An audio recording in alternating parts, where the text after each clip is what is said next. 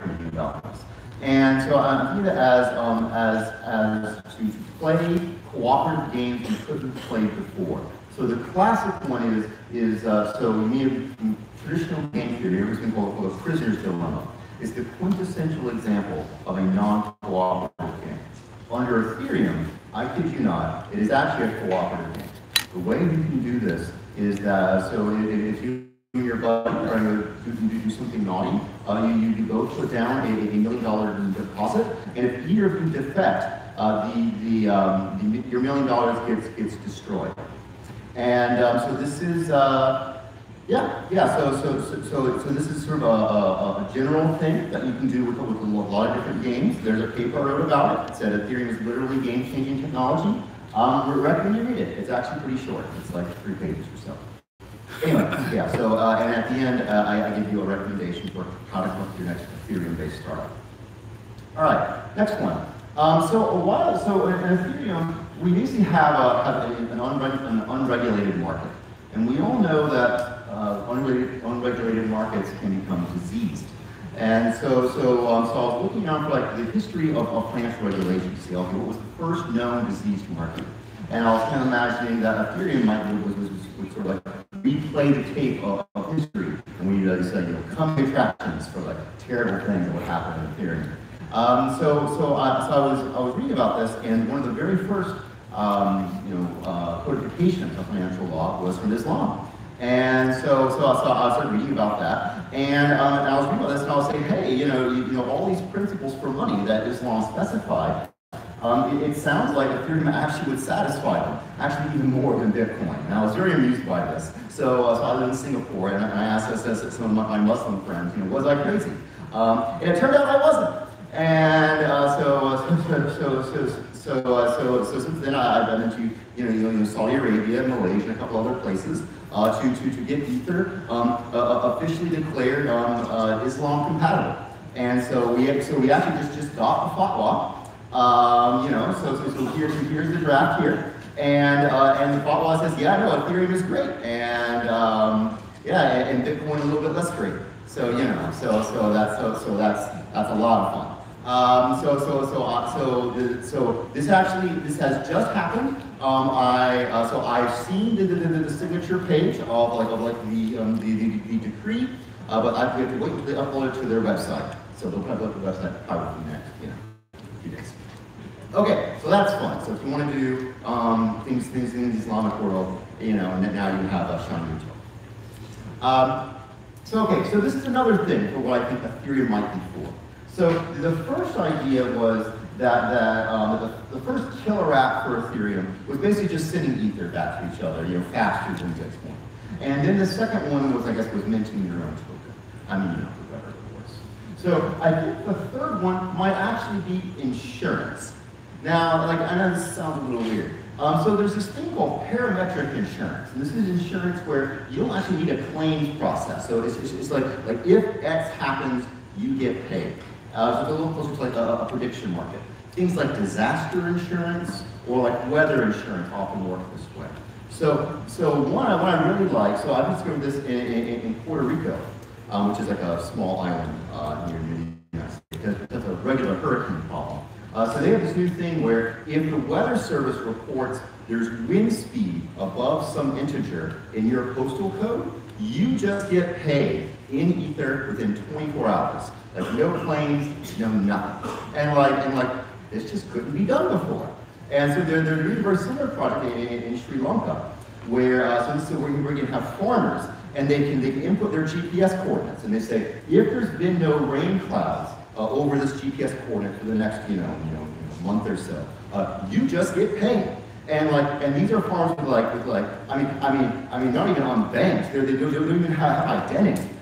And it's amazing that these people can get Ethereum. They can now get reliable insurance without even having an identity card. And that's really cool. And I'm inclined to think probably all parametric or weather disaster insurance should be done this way. So it is a strict improvement. Anyway, so recommendation, if you have people in insurance companies, this is probably a thing to do. All right, next. Earlier today, you heard from Ethereum Classic. Ethereum Classic, surprisingly enough, we're actually getting along these days. I know, right? So if you can, please be nice to them. Started with the Peace Bridge. So Ethereum Foundation, Ethereum Classic, we joint funded some work to do sort of cross-chain interactions. Then we gave them a grant.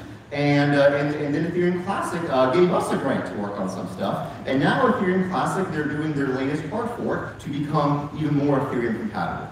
So we're not really quite too sure how this relationship is going to go, but we're very optimistic.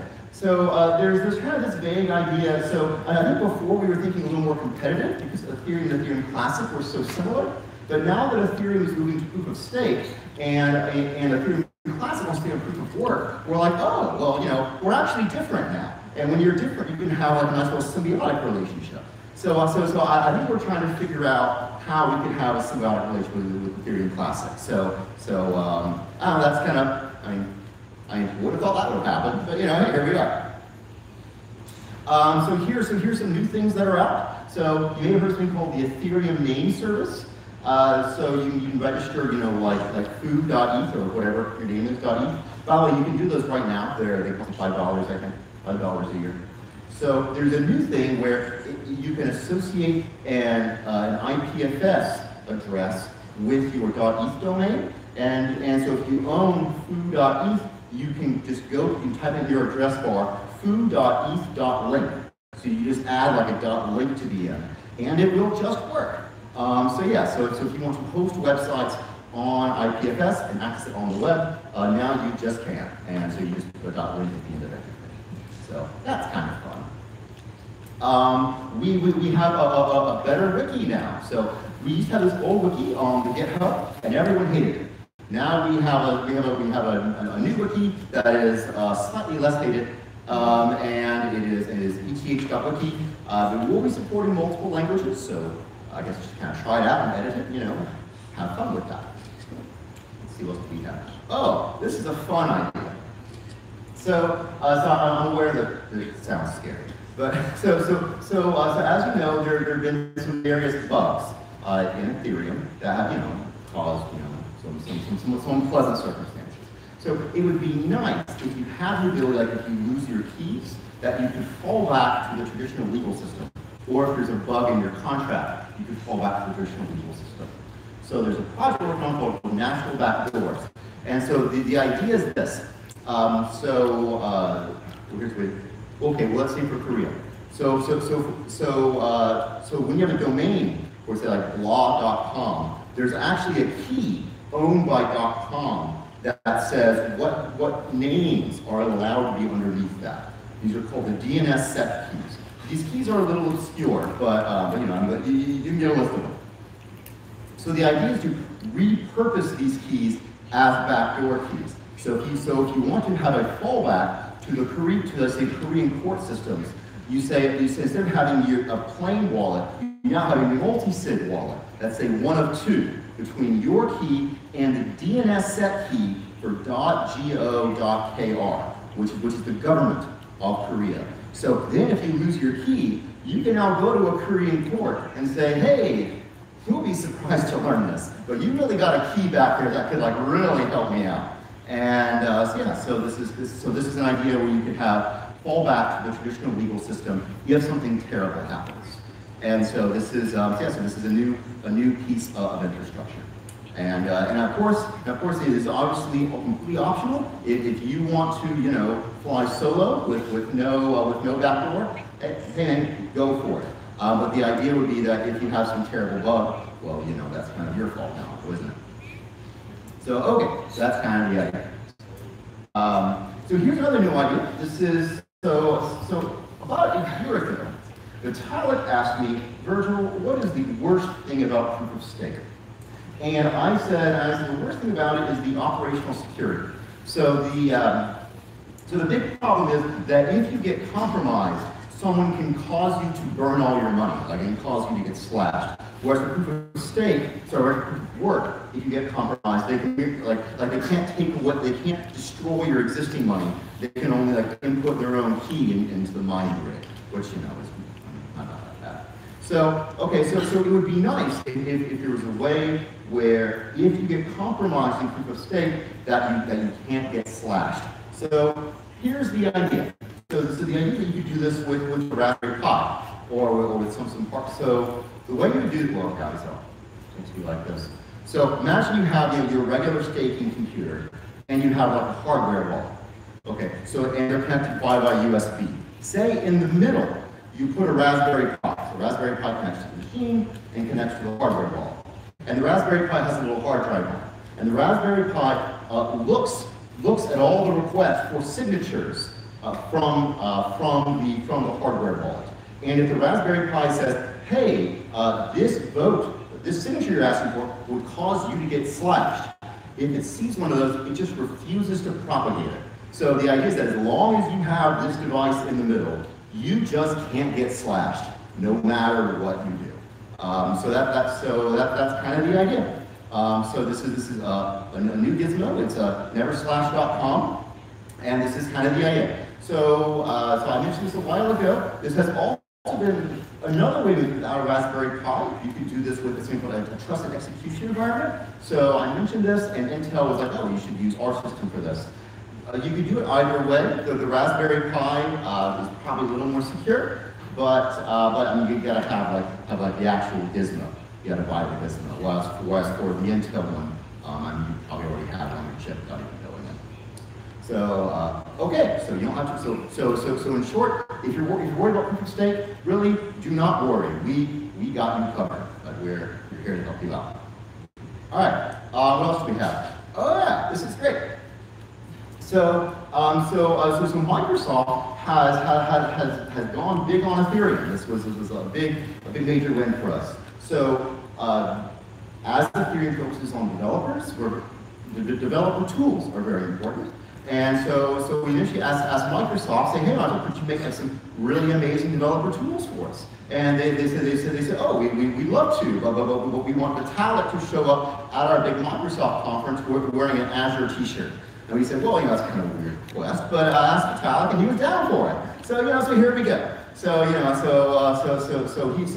we went to Seattle, and we had this big interview thing, and now we have this new thing called the Azure Blockchain Workbench, and they're going to maintain it. It's going to be like a real IDE with like a real debugger and everything.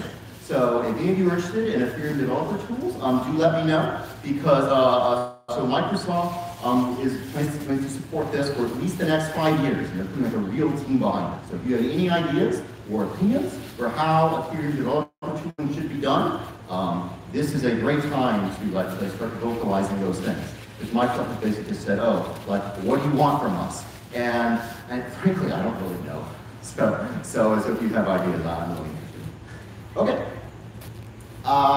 Yeah, so this is a new thing. So we're looking again at the enterprise space. So this is the permission chains. So previously Ethereum, we just kind of ignored these things. And but we're looking at it again, because then we're realizing that it would be nice if we want to train people on Ethereum. We can say, oh, if your ICO or smart contract doesn't work out, you can still get like a regular corporate job at SAP or IBM or something. And so we want there to be a possible transfer of Ethereum skills from mainnet to the corporate world. So we're trying to figure out how to make these corporate world chains be roughly as compatible as possible with Ethereum mainnet. So as part of that, Ethereum has number one, Aya has officially, our executive director, has officially joined the Ethereum Enterprise Alliance board. So that's, I guess, not too surprising, but that's one new thing. Where before we just mostly ignored them. And Ethereum Foundation officially joined Hyperledger. And so that's a little odd because Hyperledger was probably considered a competitor. So, but our hope is that we can try and figure out how to work nicely together. So so that way the same skills can be useful in the corporate world and the non-corporate world. Okay, I think it's the last thing. So there's swag. So there's this nice piece of swag that I made here. There's a whole lot more. So it's swag.ethereum.org. You can pay in either ETH or Doge. That's just what we take. And yeah, so if you want to get lovely shirts, you can now get those. They get made in America, so they take like a few weeks to ship to Asia. Sorry. All right, so that's kind of what I got. Oh, and I am way under time. Well, good. Okay, well, all right. I guess you have some questions.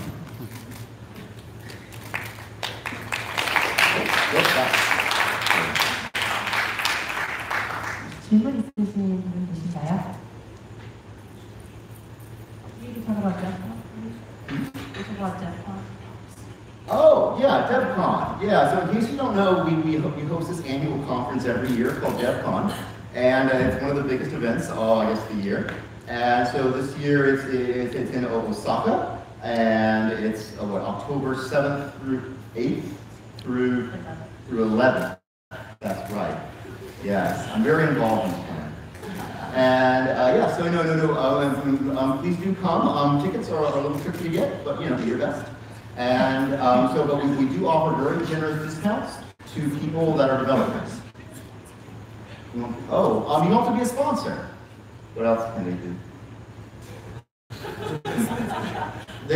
So we would love you to be a sponsor, and if you're a sponsor, you do get guaranteed tickets, and you get like a cool booth and everything. And you talk to me.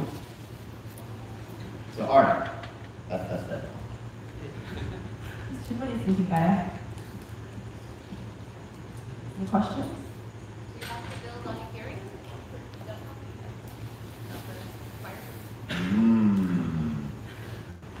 It depends how cool it is. If it's really cool, we might make an exception. But I mean, we're a little Ethereum biased. Any more questions?